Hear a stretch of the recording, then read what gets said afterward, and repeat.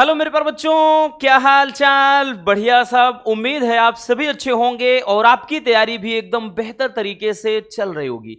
प्यारे बच्चों, आज के इस वीडियो में हम फिजिक्स के 5 नंबर वाले मोस्ट इंपॉर्टेंट न्यूमेरिकल को देखने वाले हैं। और वैसे भी हमने आपको पहले भी बताया भैया कि फिजिक्स को हल्के में नहीं आंकना है। फिजिक्स हो या फिर केमिस्ट्री, इसको हल्के में तो बिल्कुल भी नहीं लेना। आप हिंदी और बायोलॉजी का इससे मैच मत करिएगा कि हाँ वो पेपर बड़ा बढ़िया गया, फिर उसके बाद मजे में बस घूमो टहलो। नहीं बच्चों, ये गलती नहीं करना है, क्योंकि फिजिक्स और केमिस्ट्री ये तो भैया एकदम समुंदर है। कहां से क्वेश्चन बनेगा कोई नहीं जानता। चाहे जितना कोई सीना ठोक कर, छाती ठोक कर बोल दे कि भाई मैं ये कर दूंगा वो कर दूंगा, सीधा सा भाई सीधी सी बात है, आपकी मेहनत ही रंग लाएगी। जो आपने पढ़ा है, साल भर मेहनत किया है, उसी का परिणाम आपको मिलेगा। ठीक है, बस ये तो एक हम भाई माध्यम है, एक बोलते ना कि एक सड़क की तरह होता है टीचर, जो आपको आपके मंजिल तक पहुंचाने में भैया योगदान देता है। तो चलिए देख लेते हैं कुछ ऐसे न्यूमेरिकल है बच्चों जो 5 नंबर में अक्सर पूछे जाते हैं। हर एक क्वेश्चन पेपर में आएगा, बस क्वेश्चन का पैटर्न अलग होगा, क्योंकि बोला ना कि फिजिक्स भाई अथाह है, इसकी कोई थाह नहीं है। इसलिए भाई वैल्यू चेंज होगा, थोड़ा कॉन्सेप्ट चेंज कर देगा, इधर उधर कर देगा, एक नया न्यूमेरिकल बन गया। इसलिए हमको इनको अच्छे से भैया हर हाल में समझना पड़ेगा। चलिए देख लेते हैं बच्चों। आपके सामने ये पहला क्वेश्चन है कि दिए गए परिपथ में धाराओं I1, I2 और I3 के मान ज्ञात करना है। अगर हम इस न्यूमेरिकल की बात करें भैया तो ये बहुत ज्यादा इंपॉर्टेंट है। ये वेरी वेरी इंपॉर्टेंट है। वो इसलिए क्योंकि आपके फिजिक्स में किरचॉफ के नियम पर आधारित एक न्यूमेरिकल बनता है, चाहे 3 नंबर में या फिर भैया किसी किसी पेपर में 5 नंबर में बनता है। चलिए देखते हैं। यहां पर अगर आप देखें भैया, आपके सामने 2 बंद पास है, 2 बंद पास है। एक भैया ये वाला है और एक ये वाला, और एक पूरा ये साइकिल बन रहा है। तो यहां पर भैया अब हमको करना है तो I1, I2, I3 तो हम तीनों को लेकर के चलेंगे।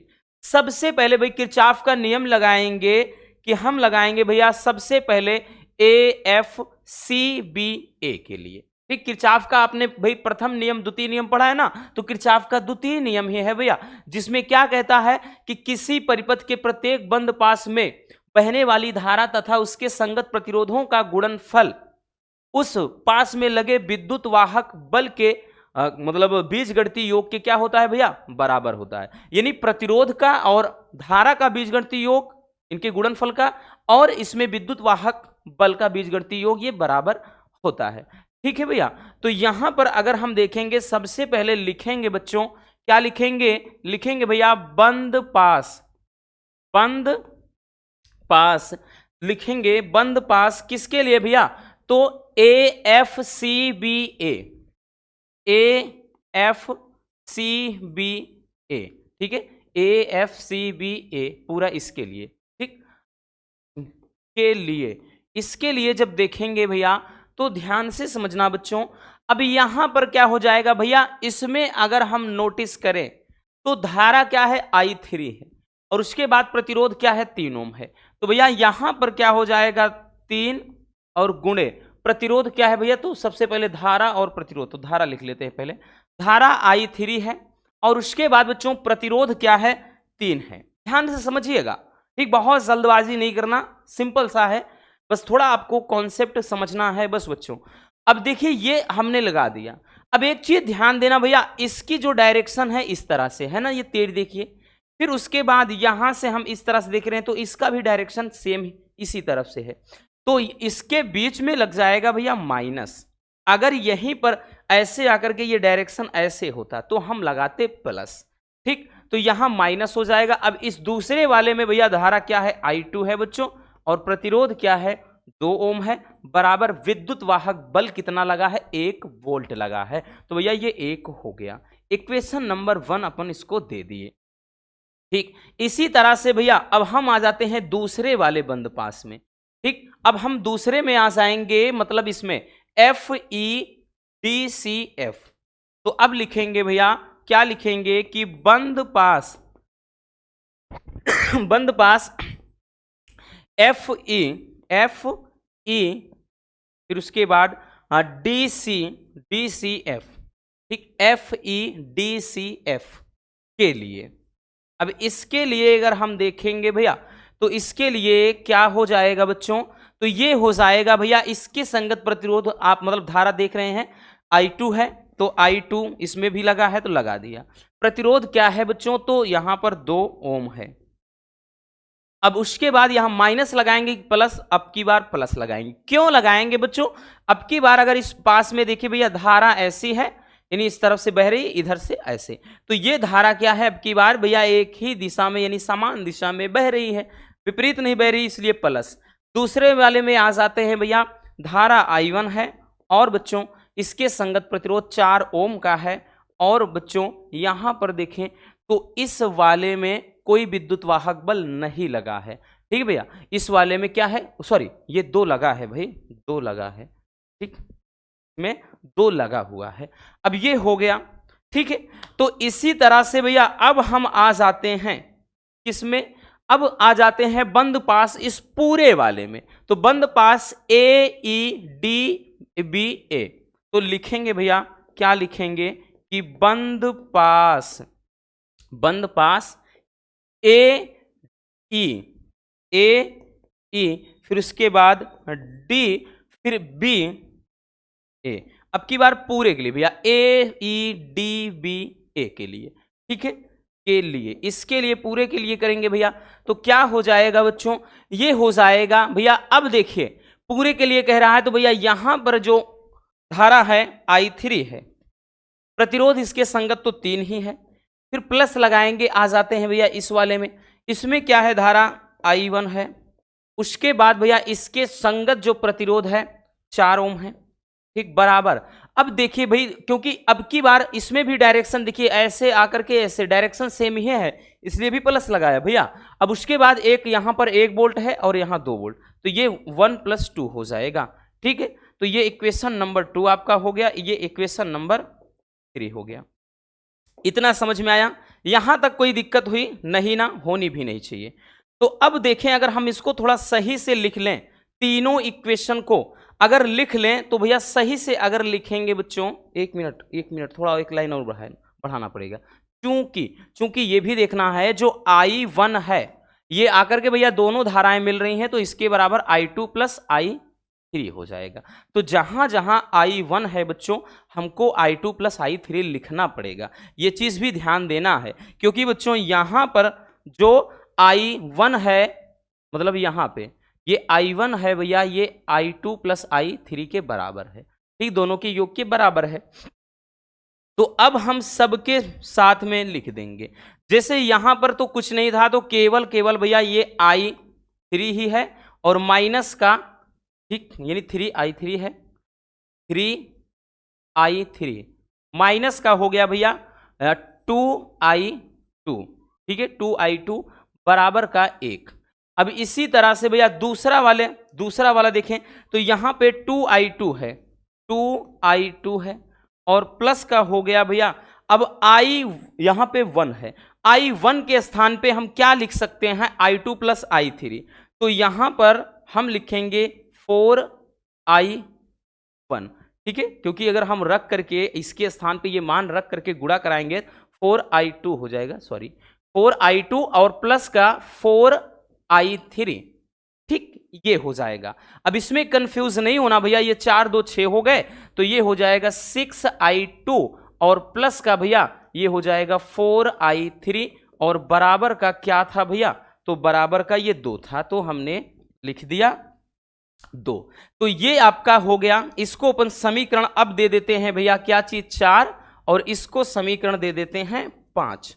अब एक और है आपका, ये वाला है, कहां गया, इसमें भी I1 है, तो इसके स्थान पे भी ये चीज लिखना पड़ेगा। तो ये हो गया भैया क्या चीज, 3I3, और प्लस का बच्चों ये हो जाएगा, इसके स्थान पर भी वही काम कर देना है जो यहां पर देखिए हुआ था, सेम यहां पर, तो यहां पर भी वही चीज हो जाएगा। अब 4I2 और प्लस 4I3, और बराबर का ये भैया 2 1 3 हो गया, इधर ये तो 3 हो गया, ठीक है। अब यहां पर इसको हम लिख सकते हैं 3I3 और प्लस हो जाएगा भैया ये, एक मिनट, पहले ये 4I2 लिख देते हैं, और प्लस ये 4 3 कितना 7I3 बराबर 3। इसको अपन समीकरण क्या दे देते हैं भैया, 6 दे देते हैं। अब इतने ज्यादा समीकरण बन गए कि बच्चों के दिमाग खराब हो गए होंगे, है ना। अरे नहीं खराब करना भैया, कुछ भी तो नहीं है। पहले हमने क्या किया, इस वाले बंद पास के लिए लगाया किरचॉफ का नियम, दूसरा नियम। फिर बंद पास भैया दूसरे वाले के लिए हमने लगा दिया बच्चों। फिर उसके बाद इस पूरे के लिए लगा दिया किरचॉफ का नियम। फिर किया क्या, चूंकि I1 के बराबर I2 और प्लस I3 है, तो ये काम हमने क्या किया, अब भाई पहले वाले इक्वेशन को तो अपन क्या किए, ऐसे नोट कर दिया। पहला वाला समीकरण हूबहू लिख दिया। दूसरे में भैया 2I2 है तो 2I2 प्लस यहां पे 4, ये 4 ओम है और I1 के स्थान पे जब इतना लिखेंगे I2 प्लस I3 तो 4 का गुणा करेंगे 4I2 प्लस 4I3 बराबर का 2 हो गया। तो भैया ये कितना हो जाएगा, अगर 4 2 6I2 प्लस 3I3 मतलब 4I3 बराबर ये 2। ये समीकरण एक और दे दिया। फिर उसके बाद भैया तीसरे वाले में भी I1 है, इसलिए हमने क्या किया, इसमें भी गुणा करा दिया तो 3I3 हो गया प्लस फिर यहां पर भी वही चीज रख दिया 4I2 प्लस 4I3। अब भैया कितना देखिए, यहां पर 3I3 है और ये 4, तो 4 3 7I3 और ये 4I2 है ही बराबर का ये 3, इतना हो गया। अब आपको करना क्या है, इसमें अब कुछ काम ज्यादा बचा है नहीं। अब आपको ये करना है कि भाई समीकरण को हल कर देना। भाई ये आपके मेन वाले समीकरण, अब ये इनको देखना है, इनको क्या करना है भैया, हल कर लेना है। तो इसके लिए सबसे पहले आप इसको स्क्रीनशॉट कर लीजिए भैया, करना हो तो थोड़ा हमको रफ करना पड़ेगा, इसको मिटाना पड़ेगा भैया, हमको इसको क्या करना पड़ेगा, मिटाना पड़ेगा। क्योंकि अगर हम उस पेज में अगले पेज में जाएंगे तो थोड़ा दिक्कत हो जाएगी, चीजों को भूल जाएंगे। तो अब एक काम करते हैं, जैसे हमको किसी एक को हल करना, मतलब किसी 2 समीकरण को हल करना है, तो जैसे अगर आप नोटिस करें, इसमें अगर हम 3 का गुणा कर दें, कितने का भैया, 3 का, और इसमें क्या कर दे भैया, 2 का गुणा कर दें, तो ये वाला जो है ये कट जाएगा, ठीक है, कट जाएगा ना। तो अगर हम वही चीज लिखेंगे कि समीकरण 5 में, देखिए क्योंकि ये I2 और I3 के पदों में है तो पहले हमको यही हल करना है भैया, ठीक, ये भी उसी का है, लेकिन पहले हमको ये चीज, 1 मिनट, इसका भी काम हो जाएगा भैया, ये भी काम हो जाएगा, नहीं रहने देते हैं, इसी को हल कर दें। तो समीकरण 5 में कितने का भैया, 2 तथा 6 में क्या करना है भैया, 3 का गुणा करके घटाने पर, जब गुणा करके घटा देते हैं, अब गुणा करिए भैया, अगर हम इसमें ये वाला समीकरण है आपका 5, गुणा कर देंगे 2 का, 2 छंग 12I2 प्लस का हो जाएगा भैया कितना, तो भैया अब क्योंकि 2 का गुणा कर रहे हैं तो 2 चौके 8I3 बराबर भैया 2 दूना 4 हो गया। इसी तरह से भैया अब इस वाले में हमको कितने का गुणा करना है, 3 का गुणा करना है, तो 3 चौके ये 12I2 और प्लस का भैया 3 सते कितना, ये 21I3 बराबर कितना हो गया, तो भैया ये 3 त्रिका 9 हो गया, कितना भैया, 9 हो गया। अब इसको क्या कर देना है बच्चों, घटा देना है। हमको जब घटा देना है तो भैया यहां माइनस लगाएंगे, यहां माइनस, यहां माइनस, तो ये आएगा कितना बच्चों, तो ये तो कैंसिल हो गया, है ना। अब यहां पर भाई 21 में से 8 घटाएंगे, कितना जाएगा बताइएगा भैया, अगर हम यहाँ पे तो कितना हो जाएगा, तो भैया देखिए 21 में से 8 घटाना है तो कितना आएगा, माइनस का 13I3 बराबर भैया कितना हो जाएगा, और ये हो जाएगा माइनस का, क्योंकि 9 में से 4 मतलब 4 में से 9 घटाना है तो माइनस का 5, तो ये कट गया, ठीक है। तो I3 बराबर कितना आ गया भैया, 5/13। तो आपका एक आंसर तो ये रहा, एक आंसर ये रहा। अब I3 का मान इनमें से चाहे किसी एक में रख दो भैया, इनमें से बच्चों किसी एक में भी रख दो, आ जाएगा। तो हम एक काम करते हैं, जैसे समीकरण आपका 4 है, समीकरण 4 में ही रख देते हैं। तो कहां लिखेंगे भैया, तो समीकरण 4 देखिए, इसको भी थोड़ा रफ कर देते हैं। तो देखिए लिखते हैं क्या लिखेंगे कि भैया I3 का मान समीकरण 4 में रखने पर I3 का मान लिखेंगे। ये समीकरण देख लीजिए, 3I3 है, तो ये नीचे वाला रफ कर दे रहे हैं, मिटा दे रहे हैं, ठीक है भैया। अब इसको हटा देंगे तो बच्चों यहां पर हम मान रख देते हैं। तो देखिए ये 3I3 है, I3 का मतलब 5/13 माइनस 2I2 बराबर 1 है। अगर हम देखें भैया 3×5 ये 15 हो गए बटे ये 13, ठीक, माइनस का 2I2 बराबर 1 है। तो या माइनस का 2I2 बराबर अगर लिखेंगे भैया तो ये चीज प्लस में है, उधर जाएगा माइनस 1, ये माइनस कितना, ये भाई 15/13 ऐसे लिखेंगे। या फिर आ जाएगा बच्चों माइनस का 2I2 बराबर, तो भैया माइनस का कितना 2/13 काट देते हैं, है ना, 2 से 2 कट गया, तो I2 का मान कितना 1/13। तो I2 का मान कितना आया भैया 1/13, I3 का मान 5/13। अब बचता क्या है आपका, अब बचता है I1। अब I1 तो I2 प्लस I3 के बराबर है ही, तो भैया अब उसको भी निकालेंगे। चलिए इसको अगर स्क्रीनशॉट करना है कर लीजिए, मजेदार है, वैल्यू चेंज हो सकता है या हूबहू भाई सेम, क्योंकि विगत ईयर में पूछा नहीं गया है तो किसी में आ सकता है, याद रखना। तो भैया अब क्या करते हैं, यहां से ये वाला रफ कर देते हैं। अब आप लोग तो सिस्टम से भाई समझे होंगे, एक क्रम से नोट कर लीजिए, नोट करके आप जब रफ में लिखेंगे तो आपको सिस्टम में समझ में आएगा। तो ये चीज हो गया। अब यहां पर भैया हमको चाहिए I1 बराबर क्या था I2 प्लस I3 था, तो यहां पर अब I1 बराबर I2 का मान कितना 1/13 और I3 का मान अभी कितना आया था, तो 5/13 आया था, तो I1 बराबर कितना भैया 6/13, तो ये I1 का मान। तो I1 I2 I3 तीनों के मान हमको मिल गए। कितने भैया मिल गए तीनों के मान ना, क्योंकि I1 का मान कितना आ गया है, तो I1 का मान आ गया 6/13, I2 का मान आ गया है भैया 1/13 और I3 का मान आ गया है 5/13। ये तीनों मान आ गए, ठीक है ना लाजवाब, बहुत ज्यादा डिफिकल्ट नहीं है, बस थोड़ा सा आपको दिमाग लगाना है, बस ये काम करना है और कुछ नहीं करना भैया। तो इस कॉन्सेप्ट पर, इस फार्मूले पर, ठीक, एक न्यूमेरिकल आपको भाई अच्छे से 1 2 3 तैयार कर लेने हैं, ठीक। चलिए आगे चलते हैं भैया, अब आगे हम देख लेते हैं।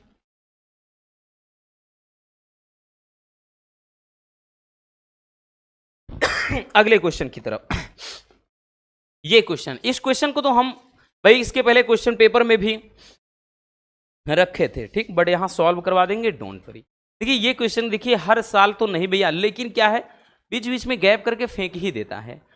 कह रहा एक ऊर्ध्वाधर लूप की प्रत्येक भुजा 10 सेमी लंबी है तथा प्रतिरोध 0.5 ओम है। पूर्व पश्चिम तल में ऊर्ध्वाधर रखा गया है। 0.01 टेस्ला के एक समान चुंबकीय फ्लक्स घनत्व को उत्तर पूर्व दिशा में तल के आर पार स्थापित किया जा गया है। चुंबकीय क्षेत्र को एक समान दर से 0.70 सेकंड में घटाकर 0 तक लाया जाता है। तो कह रहा है भैया निम्नलिखित की गणना करना है। पहला चीज आपको निकालना है बच्चों कि प्रारंभिक तथा अंतिम चुंबकीय फ्लक्स, दूसरा है कि भैया प्रेरित विद्युत वाहक बल, तीसरा है प्रेरित धारा और चौथा है प्रेरित आवेश। चलिए देखते हैं। देखिए भैया पहला चीज निकालना क्या है, तो पहले वैल्यू जो कुछ दिया है वैल्यू लिख लेते हैं। ये भैया लंबाई दे रखा है 10 सेंटीमीटर, ठीक है।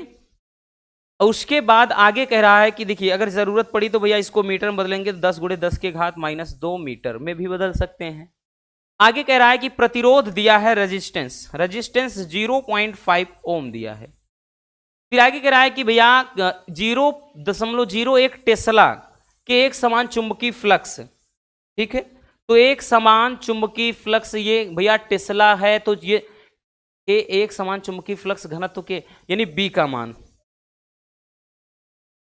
क्या है भैया, बी का मान 0.01 टेस्ला, ठीक। अब आगे दिया है कि चुंबकीय क्षेत्र को एक समान दर से इतना सेकंड में घटाकर 0 कर दिया जा रहा है। चलिए देखते हैं किस तरह से भैया इसको सॉल्व करेंगे। तो चलिए, तो भैया वैल्यू तो हमने लिख लिया और ये टाइम का भी दे दिया है, इतना सेकंड में इतना से घटकर, तो ठीक ये dt दिया है, ठीक। पूरा dt हम सीधा सीधा कह सकते हैं कि भैया जो dt है या डेल्टा टी है वो कितना आपका इतने से घटकर इतना हो जाता है, तो मतलब ये 0.7 ही रहेगा, 0.70, ठीक, इतना सेकेंड है। अब देखिए भैया किस तरीके से सॉल्व करना है। सबसे पहले आपको निकालना क्या था, तो भैया सबसे पहला हमको निकालना है बच्चों, क्या निकाला, प्रारंभिक तथा अंतिम चुंबकीय फ्लक्स। तो φ1 बराबर पहले भाई बी ए कॉस थीटा फार्मूला होता है, बी ए कॉस थीटा ये भैया फार्मूला होता है बच्चों।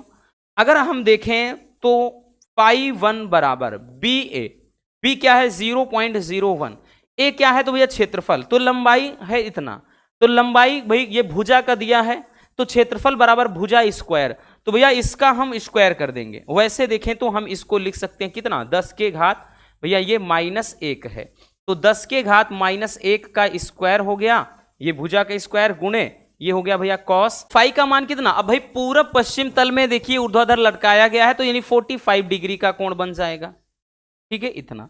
तो यहां से बच्चों φ1 बराबर कितना हो गया भैया, अगर इसको देखें तो ये कितना हो जाएगा भैया, ये हो जाएगा आपका देखिए 10 के घात -2, ठीक, और ये cos 45 अंश का मान कितना होता है, तो भैया ये देखिए ये तो 0.01 और ये 10 के घात -2 हो जाएगा, गुणे ये 1 बाई कितना √2, 1/√2 हो जाएगा। तो φ1 बराबर अगर देखें इसको भी 10 के घात, देखिए इसको हम लिख सकते हैं 10 के घात -2, ठीक है, ये इसको भी 1 गुणे 10 के घात -2 और ये भी आपका 10 के घात -2 है ही, और ये गुणे 1/√2 है। तो बच्चों अगर आप नोटिस करें यहां पर, अगर आप देखें भैया तो ये कितना हो जाएगा, तो φ1 बराबर ये हो जाएगा भाई, इसको काटेंगे तो देखिए 1 ये 0 भाई √2 का मान 1.414, जब इसको पूरा काटेंगे तो 0.707 आएगा, ठीक है, तो ये हो जाएगा कितना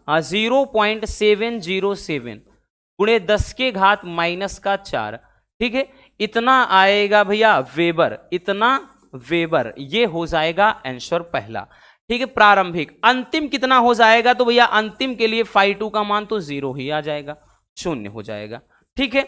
अब उसके बाद दूसरा क्या निकालना था भैया, दूसरी चीज दूसरा निकालना था कि प्रेरित विद्युत वाहक बल, प्रेरित विद्युत वाहक बल E बराबर माइनस का डी फाई अपान डी टी, क्या हो जाएगा भैया डी फाई अपान डी टी, ये दूसरा हो जाएगा, ठीक है। इसकी मदद से हम क्या निकाल लेंगे भैया, E का मान निकालेंगे, तो हो जाएगा E बराबर माइनस का डी फाई का मतलब φ2 माइनस φ1, क्या चीज भैया ये माइनस हुआ, और φ2 माइनस φ1 यानी 0 माइनस ये 0.707 गुणे 10 के घात कितना -4, और नीचे भैया क्या हो जाएगा dt, तो dt आपका है 0.7, ठीक है, ये इतना हो जाएगा। अगर हम देखें तो ये E बराबर कितना आ जाएगा, तो ये हो जाएगा कितना, तो 0.707 गुणे 10 के घात -4, और नीचे कितना हो गया भैया, तो ये आपका 0.7 हो गया, ठीक है, 0.7 हो गया, तो ये कट जाएगा। अब उसके बाद भैया ये कितना आ गया, E बराबर ये 1.01 बार जाएगा, तो मतलब 1.01 क्या 1 गुणे 10 के घात डायरेक्टली माइनस का हम 4 लिख सकते हैं, ठीक है, ये इतना आ जाएगा, इतना बोल्ट। ये दूसरा आंसर हो गया आपका भैया प्रेरित विद्युत वाहक बल, क्या हो जाएगा प्रेरित विद्युत वाहक बल हो गया। अब उसके बाद तीसरा कह रहा है कि भाई प्रेरित धारा निकालना है, तो प्रेरित धारा, इसको वैल्यू इधर हटा देते हैं, प्रेरित धारा के लिए क्या करेंगे भैया, तीसरी चीज प्रेरित धारा, प्रेरित धारा E बराबर धारा है I बराबर E अपान R, यहां से प्रेरित धारा निकालेंगे।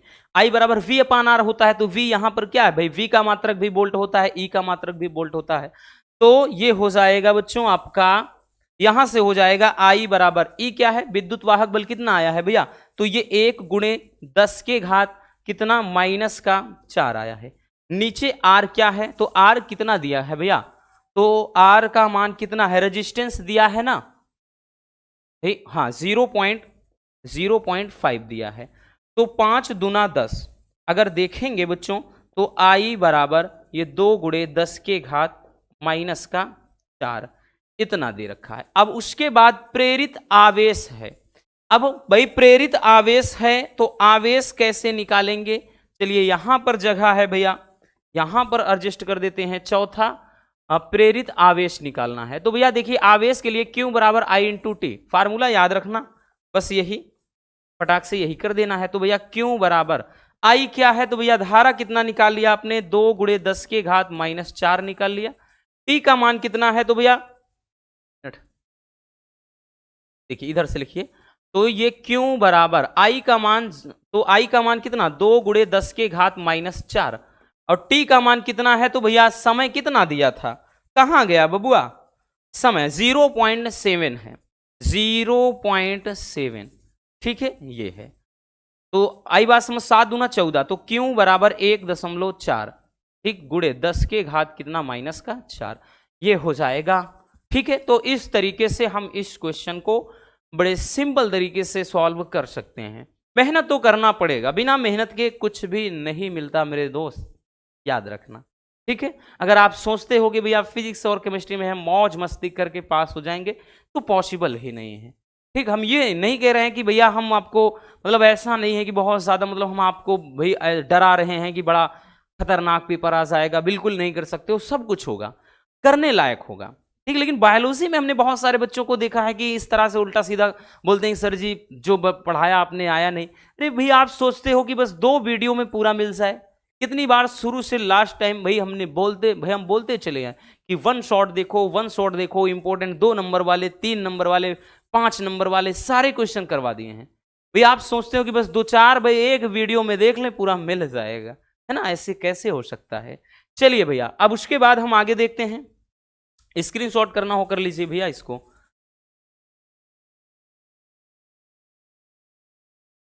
हो गया ना। चलिए आगे चलते हैं अगले न्यूमेरिकल पर। हमारा नेक्स्ट न्यूमेरिकल क्या है, ये तो भैया अपने आप में एक बेहद लाजवाब है, ठीक है। इसकी भाई इसके बारे में जितना कुछ कहें कम है, क्योंकि ये भी वेरी वेरी इंपॉर्टेंट न्यूमेरिकल है, एलसीआर सर्किट से आधारित है भैया। कहां से, एलसीआर, ये एलसीआर सर्किट है, ठीक है। तो ये कह रहा है कि दिए गए परिपथ में ज्ञात करना, ये आपको परिपथ दिख रहा है भैया, इसमें प्रेरकी प्रतिघात, धारिती प्रतिघात, परिपथ की प्रतिबाधा I तथा V के बीच कालांतर और परिपथ में धारा का शिखर मान निकालना है। तो सबसे पहले ये जो वैल्यू दिए गए हैं इनको हम लिख लेते हैं। वैल्यू क्या है भैया, L बराबर कितना है बच्चों, तो L बराबर 100 मिली हेनरी। अब मिली हेनरी है भैया, तो इसको अपन हेनरी में बदलेंगे तो 10 के घात -3 हेनरी, या फिर इसको हम ऐसे भी लिख सकते हैं भैया, ठीक है। मतलब इतना ही रहने देते हैं, ज्यादा आसान पड़ेगा भैया, इतना रहने देते हैं बच्चों, ज्यादा बढ़िया रहेगा, ठीक है। चलिए तो ये हो गया आपका L का मान। फिर उसके बाद C है, C क्या है, तो 2 माइक्रोफैरड है, 2 माइक्रोफैरड है भैया, क्या है, 2 माइक्रोफैरड, माइक्रोफैरड, तो ये हो जाएगा 2 गुणे 10 के घात -6 फैरड। अब आगे क्या है, R का मान, R का मान कितना दिया है, तो R का मान भैया 400 ओम दिया है, तो 400 ओम है, ठीक है। अब उसके बाद एक समीकरण दिया है, इसका अगर कंपेयर करेंगे तो V बराबर V0 sine omega T plus का 5, इससे तुलना करेंगे, ठीक है, ये चीज है। तो चलिए देखते हैं, अब आते हैं भैया क्वेश्चन पर डायरेक्टली शुरू करते हैं। पहला क्वेश्चन कह रहा है क्या निकालना है, प्रेरकी प्रतिघात। देखिए भैया इतने ही क्वेश्चन पूछे जाने हैं, कभी कभार इसमें अलग चीज को थोड़ा बहुत इक्का दुक्का करके आप मतलब पूछ लेता है, शक्ति गुणांक वगैरह, बस और कुछ नहीं तो आपका यही क्वेश्चन करेगा। या अगर ये क्वेश्चन मतलब इस टाइप का आता है तो बस आपको तरीका याद रखना है भैया। देखिए कह रहा है प्रेरकी प्रतिघात, फार्मूला होता है एक्सएल बराबर ओमेगा इंटू एल, ये फार्मूला होता है भैया एक्सएल के बराबर। तो यहां पर एक्सएल निकालना, एक्सएल बराबर ओमेगा इंटू एल, ओमेगा कितना है बबुआ, तो ये ओमेगा का मान है, तो भैया ओमेगा के स्थान पर 1000 है, ठीक है, गुणे एल का मान हमने निकाल लिया है 100 गुणे 10 के घात -3, तो एक्स एल बराबर हम यूं कह सकते हैं, ये 10 के घात -3 और ये भैया आपका 1000 समझो खत्म, केवल और केवल यहां पे 100 ओम बच गया, तो यही आंसर हो गया। ये हमारा क्या हो गया भैया, आंसर हो गया। अब दूसरा चीज क्या पूछ रहा है, दूसरा चीज पूछ रहा है भैया धारती प्रतिघात, तो ये होता है एक्स सी। एक्स सी बराबर 1/ओमेगा c होता है, एक्स सी के बराबर। ठीक है, तो यहां से भैया हम निकालेंगे वैल्यू एक्स सी का मान। तो एक्स सी बराबर 1/ओमेगा c, ओमेगा तो हमने बताया ना कि 1000 ही है। सी का मान कितना निकाला है भैया, तो 2 × 10 के घात -6, 2 × 10 के घात -6। ये जब ऊपर जाएगा तो एक्स सी बराबर ये 1 2 3 4 5 6 हो गया ना, 6, हाँ बिल्कुल। और नीचे भैया आपका कितना है, अरे कहाँ या 2 कहाँ, नीचे तो रहेगा मतलब ऊपर गया तो 1 2 3 4 5 6 हुआ, 3 3 6, और नीचे भैया आपका 2000 है। ठीक है, तो ये कितना आ जाएगा भैया, आ जाएगा तो हो जाएगा, देखिए ये 3 0 से 3 0, ठीक है, 2 पंजे 10, 500। तो एक्स सी बराबर कितना आ गया, 500 ओम आ गया। ये आपका दूसरा आंसर रहा भैया। क्या आ जाएगा, दूसरा आंसर हो गया ये भैया धारती प्रतिघात। अब पूछ रहा है भैया परिपथ की प्रतिबाधा, प्रतिबाधा कैसे निकालते हैं बच्चों, चलिए वो भी देखते हैं। प्रतिबाधा का फार्मूला याद रखना रसगुल्लों, आपका होता क्या है, तो जेड बराबर रूट में भैया r² plus XL minus X C का स्क्वायर, ये प्रतिबाधा के लिए फार्मूला होता है एलसीआर सर्किट में।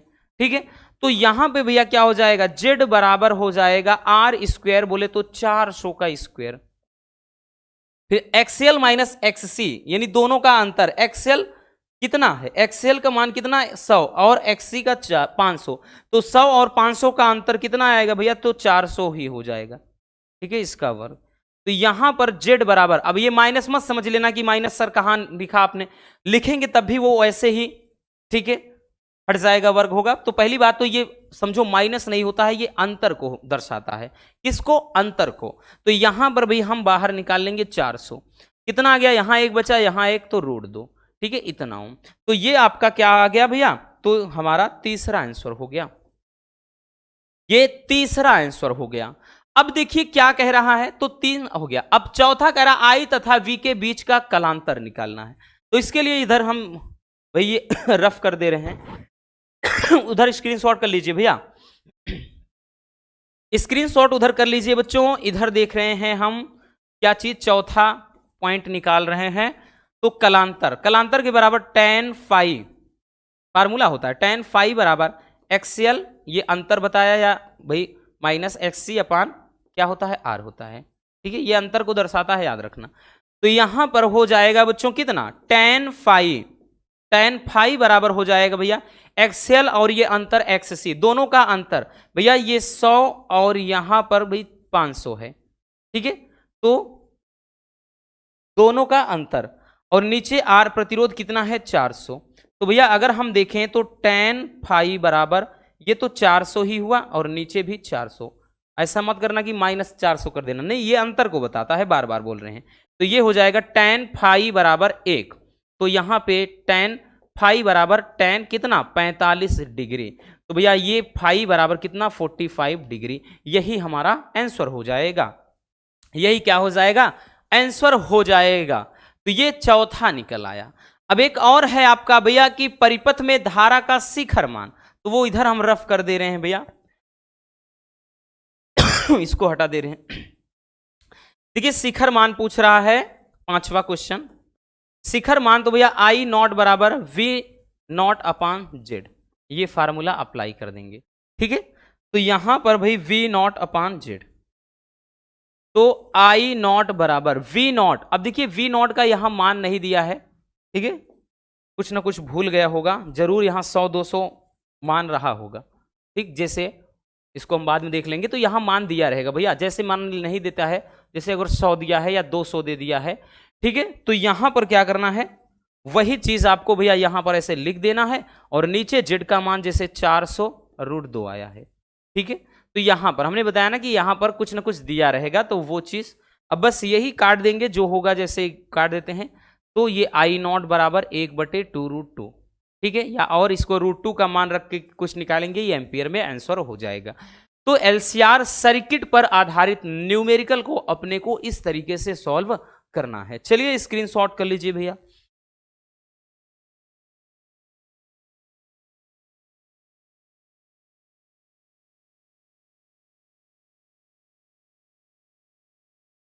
हो गया ना, चलिए आगे चलते हैं। अब आ जाते हैं भैया लाइट पे एक आधारित न्यूमेरिकल, क्योंकि 3 नंबर वाले तो बहुत हैं, लेकिन 5 नंबर वाले कुछ ही न्यूमेरिकल हैं जो लॉन्ग वाले हैं, तो उनको भी देख लेना है, ठीक है। और वैसे भी ये क्वेश्चन बड़ा ही इंपॉर्टेंट है, 2017 में भी आया था, 19 में, 22 में आया था, 23 में आया था और 24 में मिस किया है बच्चों, ठीक है। तो 25 में हो सकता है ये क्वेश्चन फिर से आप लोगों को मिस करे और आ जाए। तो देखिए 60 अंश अपवर्तक कोण वाले प्रिज्म का पीले प्रकाश के लिए अपवर्तनांक √2 है। अल्पतम विचलन की स्थिति में ज्ञात करना है भैया अल्पतम विचलन कोण, दूसरा आपतन कोण, तीसरा अपवर्तन कोण, चौथा निर्गमन कोण। तो भैया यहां पर अब देखिए अपवर्तक कोण दिया है 60 अंश, तो मतलब ये मान किसका दिया है, प्रिज्म कोण का, a बराबर 60 अंश दिया है बस। और उसके बाद एक चीज और दिया है, अपवर्तनांक दिया है, n का मान भी √2 दिया है, ठीक। चलिए अब आते हैं भैया क्वेश्चन पर। पहला कह रहा अल्पतम विचलन कोण, तो भैया डेल्टा m पूछ रहा है बबुआ, तो भैया पहला हो जाएगा n बराबर फार्मूला होता है साइन क्या चीज a plus delta m by 2 अपान क्या हो जाएगा भैया साइन a बाई 2। फार्मूला अगर हम ये अप्लाई करेंगे तो इस पे आएगा, ठीक है, ये पहला है। तो यहां पर अगर हम ध्यान से देखें भैया हमको करना क्या है बच्चों पूरा वैल्यू रख देना, n का मान क्या है √2 बराबर यहां पर रखेंगे भैया साइन a का मान तो 60 अंश है प्लस डेल्टा m जो विचलन कोण है अल्पतम, ठीक है, अपान ये कितना हो जाएगा नीचे भी साइन 60 अंश बटे 2, तो ये तो कट गया, साइन 30 अंश आ गया, तो यहां हो जाएगा √2 बराबर ये हो जाएगा भैया साइन ये कितना हो जाएगा, तो ये हो जाएगा 60 अंश प्लस डेल्टा m बाई 2 और नीचे हो गया साइन 30 अंश।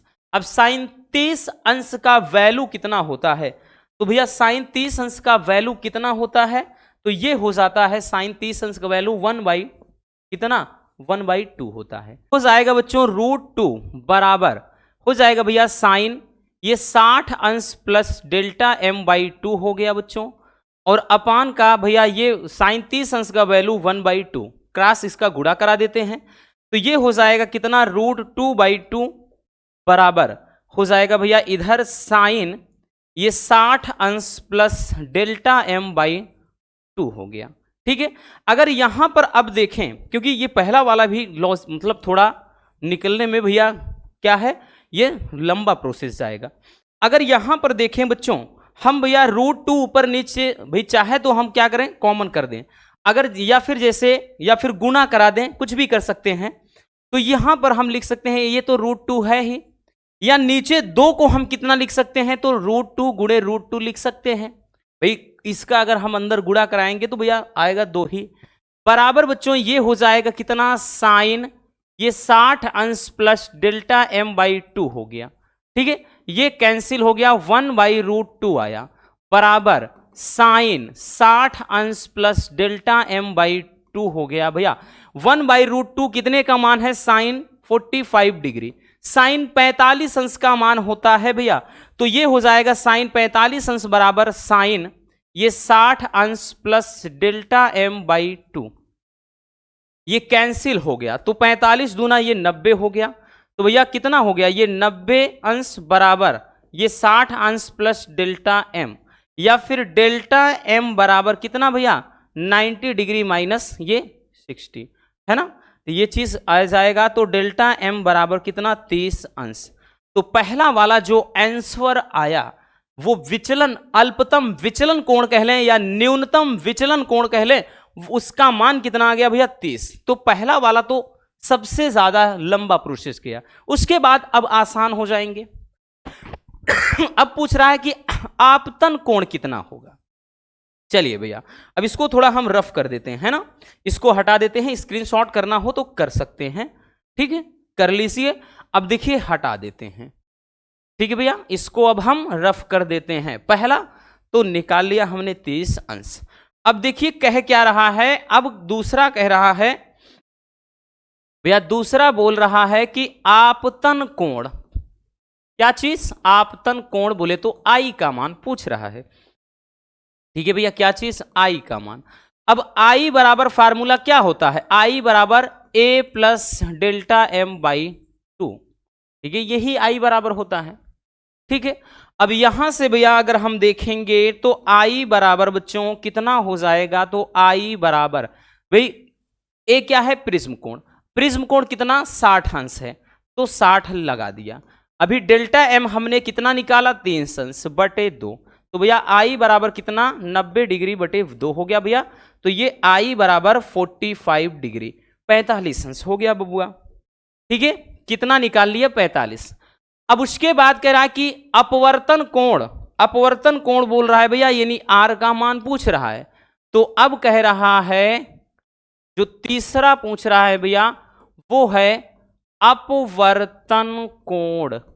अब अपवर्तन कोण है भैया, तो ये आर बराबर क्या होता है, a/2 फार्मूला। ठीक है, अपवर्तन कोण आर बराबर a/2 होता है। तो यहां से हम निकालेंगे आर बराबर ए का मान तो 60 अंश है ही बटे 2, तो भैया आर बराबर 30 अंश। ये आ गया अपवर्तन कोण, एकदम आसान सा है। अब कह रहा है निर्गमन कोण, कह रहा है निर्गमन कोण। देखिए निर्गमन कोण जो होता है आपका, ये जो चौथा है निर्गमन कोण। ठीक, निर्गमन कोण। अब निर्गमन जो कोण होता है भैया, वो निर्गमन जो कोण होता है वो आपतन कोण के बराबर होता है। आपतन कोण है कितना, तो आपतन कोण का मान कितना निकाला है, तो आपतन कोण 45 है, तो भैया निर्गमन कोण भी आपका कितना हो जाएगा, 45 डिग्री ही हो जाएगा। ये आपतन कोण के बराबर होता है निर्गमन कोण, तो वो हो जाएगा 45 अंश। आई बात समझ में। तो ये वाला भी लेंदी, अगर मतलब लॉन्ग में जब पूछता है तो इस टाइप से पूछता है। चलिए भैया स्क्रीनशॉट कर लीजिए इसको भी।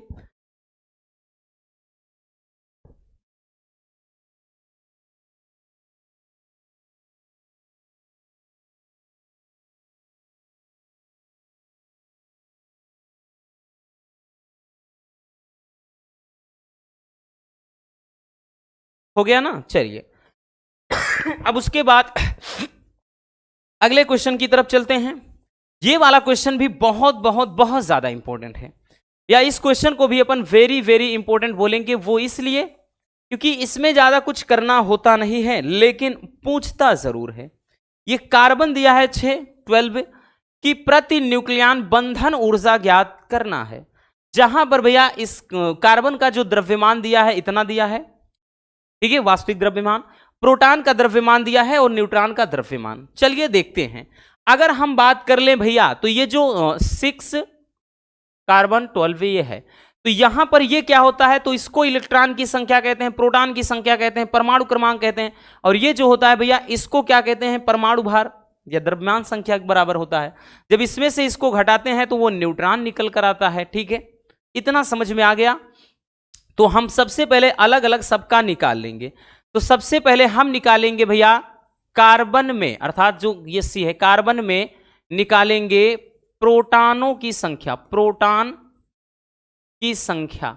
तो प्रोटॉन की संख्या कितनी निकल कर आएगी भैया, तो कितना प्रोटॉन है इसमें, तो साफ साफ दिख रहा है 6। ठीक है, सब पता चल रहा है ना भैया, कितना आ रहा है 6। इसके बाद अगर हम निकालें कार्बन में न्यूट्रॉन की संख्या, तो नंबर्स ऑफ न्यूट्रॉन, न्यूट्रॉन की संख्या कितनी है बच्चों, तो कितने न्यूट्रॉन है, तो भैया न्यूट्रॉन कैसे निकलेंगे, जब 12 में से 6 घटाएंगे, 12 में से 6 घटाएंगे तो नंबर्स ऑफ न्यूट्रॉन भी 6 ही आते हैं। अब देखिए, अब हम निकालेंगे क्या चीज, द्रव्यमान क्षति निकालेंगे। ठीक है, मतलब द्रव्यमान क्षति, बट उससे पहले हम न्यूक्लियन का पूरा द्रव्यमान, तो ये भैया प्रोटॉन की संख्या है, ये न्यूट्रॉन की संख्या है।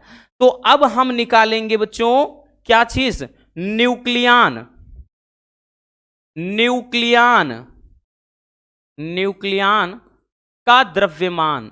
अब न्यूक्लियन का द्रव्यमान, न्यूक्लियन का द्रव्यमान कैसे निकालते हैं? न्यूक्लियन का द्रव्यमान बराबर क्या होता है? प्रोटॉन का द्रव्यमान प्लस न्यूट्रॉन का द्रव्यमान। तो भैया प्रोटॉन का द्रव्यमान और प्लस का जो है न्यूट्रॉन का द्रव्यमान, ये फार्मूला के तौर पर हम देख लेंगे। इधर थोड़ा लिखते हैं, नहीं तो उधर बहुत ज्यादा भी तो हम लिखेंगे भैया क्या चीज? न्यूक्लियन। क्या भाई, एक मच्छर आदमी को क्या बना देता है, यहां पर भी बना रहा है, पर परेशान कर रहा है। तो हम निकालेंगे क्या चीज? सबसे पहले न्यूक्लियन का, तो हम लिखेंगे भैया क्या चीज? न्यूक्लियन का द्रव्यमान।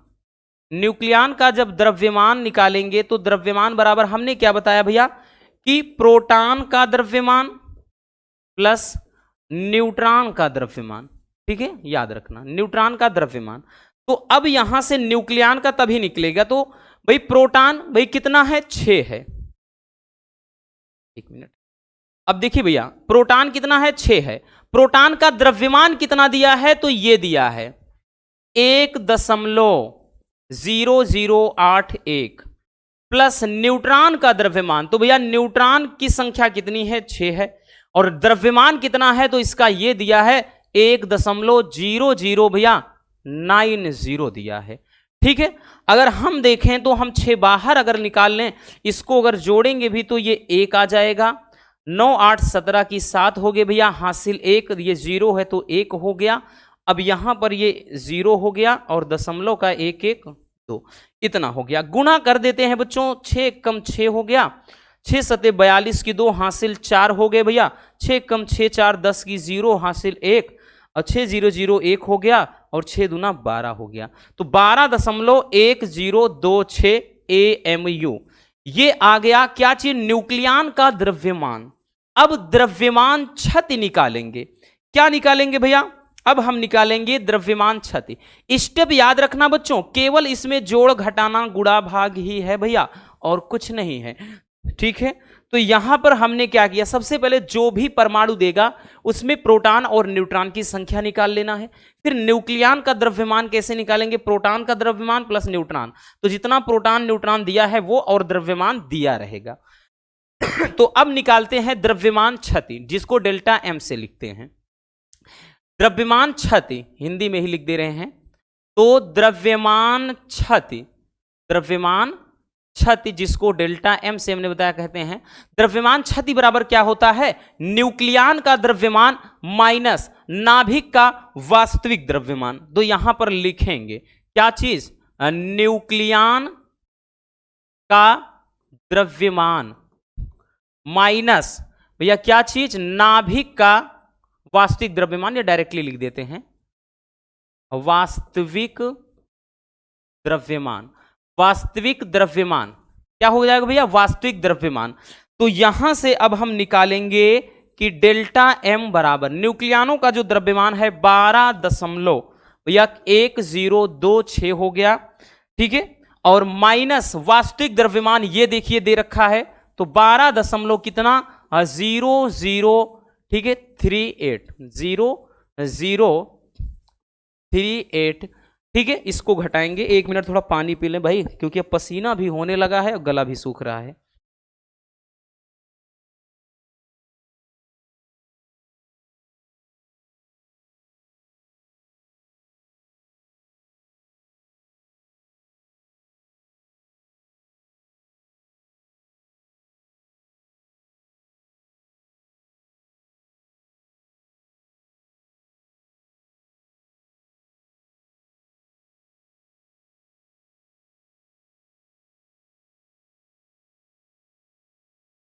देखिए चलिए भैया, अब यहां से निकालते हैं डेल्टा एम बराबर, अगर हम घटाएंगे तो 12 से भाई ये इधर कहानी खत्म, कितना आएगा 0।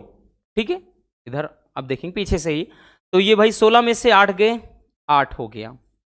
ठीक है, उसके बाद भैया ये अगर हम देखें तो कितना 11 में से 3 गए, 8 हो गया भैया, और उसके बाद ये आपका बचेगा यहां 9, इतना AMU आ गया। ठीक है, AMU। अब निकालना क्या होगा भैया, बंधन ऊर्जा। क्या चीज बच्चों, बंधन ऊर्जा।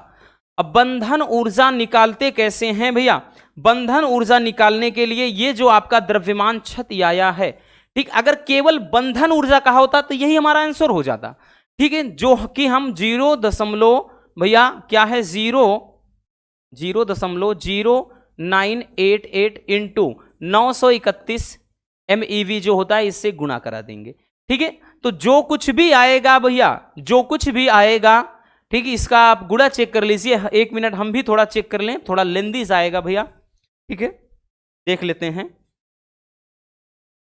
अब कहेंगे सर जी फोन का सहारा ले रहे हैं गुणा करने के लिए, आपके पास वहां फोन थोड़ी ना होगा, ठीक है। हम ये जल्दी के मारा कि भैया टाइम बच जाए। वैसे भी देखें तो ये आएगा कितना, 1 मिनट, हाँ ये आ गया भैया, ये 91.98, ये 28, इतना आ गया भैया बंधन ऊर्जा। अब देखिए क्या बोल रहा है भैया, यहां बोला है कि प्रति न्यूक्लियन बंधन ऊर्जा।